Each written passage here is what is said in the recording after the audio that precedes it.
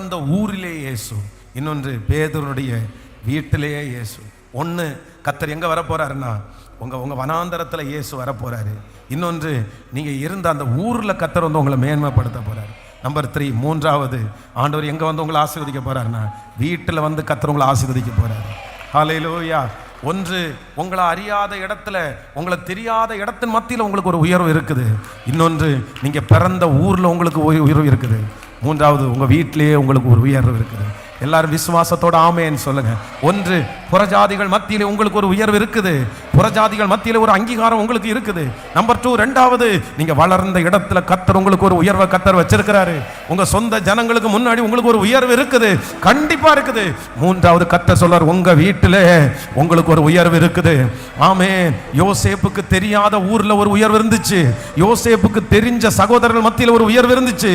யோசேப்புக்கு வளர்ந்த வீட்டிலையும் ஒரு உயர்வு இருந்துச்சு. அந்த அபிஷேகத்தை தான் கர்த்தர் இன்றைக்கு இந்த 88வது நாள் உங்க ஒவ்வொருத்தருடைய தலையின் மேலும் கர்த்தர் வைப்பேன் என்று வாக்கு கொடுக்கிறார். நல்ல கரங்களை தட்டி ஆமென்.